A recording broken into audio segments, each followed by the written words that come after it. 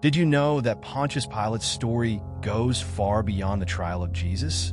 Most people know Pilate only for his role in the crucifixion, but what many don't realize is that he was at the heart of a complex web of power controlled by the Roman Senate in one of the most rebellious provinces of the empire. Imagine being a governor tasked with maintaining peace in a land in constant turmoil, where every decision you make could not only spark a rebellion, but also ruin your political career back in Rome. Pilate was not just dealing with local challenges in Judea. He was also a pawn in the tense power struggles between the Senate and the emperor, which shaped Rome's destiny.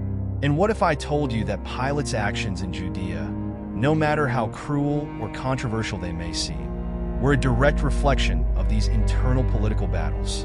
In this video, we'll uncover the hidden struggle for control over Judea and how Pilate maneuvered through conflicting orders, political intrigues, and his own survival in an empire where betrayal was the most valuable currency. Get ready to discover the lesser-known side of Pontius Pilate and how he navigated the dangerous power game that pitted Rome against its own leaders. What you'll learn here will completely change your perspective on this enigmatic governor. Pontius Pilate took on the role of governor of Judea during a time of extreme tension. As a Roman prefect, his responsibilities extended beyond local administration. He was constantly under the watchful eye of Rome. Pilate was not only dealing with a restless province, but also navigating a power struggle between the Roman Senate and Emperor Tiberius, who demanded unwavering loyalty from his governors. Roman politics, full of intrigue, put pressure on Pilate to balance conflicting interests while maintaining peace in a region fraught with religious and social tensions. The Senate's influence over Pilate was immense. Despite his position in Judea, Pilate was merely a piece on a vast power chessboard where every move could be crucial. The Senate, through its representatives and sympathizers, exerted indirect control, demanding results and expecting the governor to staunchly defend Roman interests. At the same time, Pilate had to contend with Tiberius's demands, an emperor known for his paranoia and severe punishments for those he deemed traitors or incompetent. Pilate also had to navigate the delicate relationship with local elites. The Jewish aristocracy, largely composed of temple priests, played a crucial role in the power balance of Judea. Maintaining a minimally functional relationship with these religious leaders was vital to avoid revolts or political instability. However, this alliance was fragile and marked by mutual distrust. Pilate knew that any unpopular decision could spark chaos both in Jerusalem and Rome. Moreover, Pilate faced the challenge of controlling an extremely diverse and politically unstable province. Jews, Samaritans, pagans, and groups with differing religious and social interests coexisted in an explosive environment. The constant tension was a daily concern, and Pilate needed to anticipate the risks of insurrection and act with a firm hand while maintaining control over the delicate relationships that underpinned his governance. Even with this precarious balance, Pilate tried to implement policies that would secure his position in Rome. He needed to show success in tax collection, military control, and above all, maintaining peace. Yet, with every move, he walked a tightrope between pleasing Tiberius, the Senate, and local elites, making his position in Judea more perilous than the title of governor might suggest. Judea was not an ordinary province. Historically marked by rebellions and resistance to foreign domination, Pilate inherited a minefield. The local population, deeply tied to their religious and cultural identity, viewed any imposition of Roman customs and laws with suspicion and hostility. To the Jewish people, Pilate symbolized Roman oppression, and with him, the entire threat to their faith and traditions. This tension was always on the brink of exploding. Early in his tenure, Pilate faced direct challenges to his authority. One of the most notorious events was his attempt to introduce standards bearing the emperor's image into Jerusalem, a clear symbol of Roman presence. For the Jews, this was an unacceptable religious affront, as it violated the principles of their faith, prohibiting idolatry. The reaction was immediate and intense. Large protests erupted in the city, and Pilate was forced to retreat under public pressure, demonstrating that the province was far from subdued. In addition to religious conflicts, Pilate dealt with revolutionary and insurgent groups who saw violence as a way to resist Roman rule. The Zealots, for example, believed in expelling the Romans through a holy war. These factions, organized and willing to sacrifice their lives, kept the province in a constant state of alert. For Pilate, suppressing these revolts was not only a matter of local security, but also a test of his ability to control Judea and ensure Roman order prevailed. Another constant point of tension was the administration of resources. Control over water in Jerusalem generated one of the biggest controversies during his governorship. Pilate decided to divert funds from the temple to build an aqueduct, a decision that sparked great outrage among the Jews, who saw it as a desecration. Once again, the response was violent with mass protests. The suppression was brutal, with Roman troops crushing the insurrection and causing even more resentment. Amid these crises, Pilate had to balance the severity of punishments to maintain authority without triggering a widespread revolt. Every act of violence could provoke an even fiercer response, and Pilate was aware that an explosion of rebellion could mean the end of his career.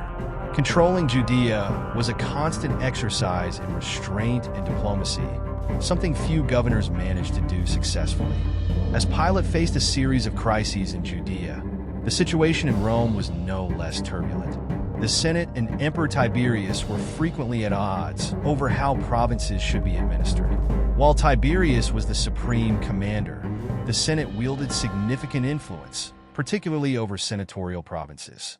Judea, as an imperial province, was under the direct control of the emperor, but this did not prevent Roman political intrigues from directly impacting the fate of its governors.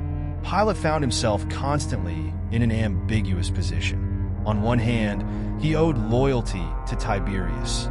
On the other, he knew his actions would be scrutinized by the Senate. Any failure to maintain order in Judea could be used as ammunition by his political enemies in Rome. Senators, many of whom were aristocrats with power ambitions, viewed the failings of imperial governors as an opportunity to undermine Tiberius's influence. Thus, Pilate governed not only under local pressures but also under the shadow of Roman intrigues. Political alliances in Rome were fragile and ever-changing. Pilate knew that if he were accused of incompetence or excessive cruelty, he could be summoned back to Rome to face trial.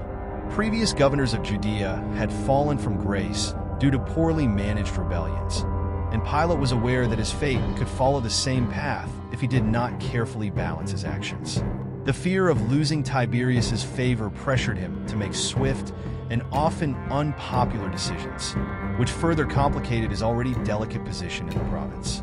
Furthermore, Roman politics were rife with rumors and betrayals. Governors like Pilate could become targets of accusations and intrigues that, even without substantial evidence, could ruin their careers. Letters and reports circulating between Rome and the provinces served not only to maintain official communication, but also as tools of political manipulation. Any mistake by Pilate could be exploited by his rivals, and he knew he was always being closely watched by both his superiors and Rome's allies in Judea.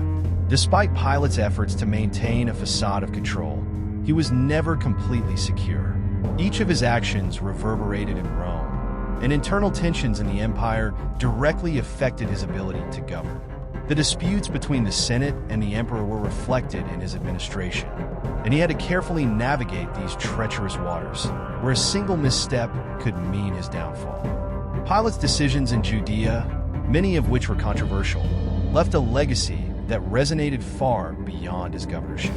One of the most emblematic moments of his administration was his role in the trial and crucifixion of Jesus of Nazareth. For many, this isolated event is the primary landmark of his tenure. But it is only the tip of a much larger iceberg, reflecting the political and religious tensions of the time. Pilate's decision to condemn Jesus, despite his public hesitation, was the result of internal and external pressures that extended well beyond the local scene. However, the crucifixion of Jesus was not the only episode of his administration that drew criticism. Pilate was, on several occasions, accused of ruling with an iron fist, suppressing revolts and silencing dissenters in a brutal manner. Reports of his excessive violence reached Rome, raising questions about his competence and balance. His insistence on imposing Roman authority without concessions, even on delicate issues such as religion, fueled local discontent and marked his administration with episodes of instability. His final downfall began when he faced a revolt by the Samaritans, another religious group in the region. Pilate ordered a violent suppression of this revolt, and the ensuing massacre was the last straw for many in Rome. The legacy of his actions reached a breaking point. He was summoned back to Rome to answer for his actions, accused of mismanagement and excessive cruelty. His political career, which had already faced numerous difficulties, ended with this summons.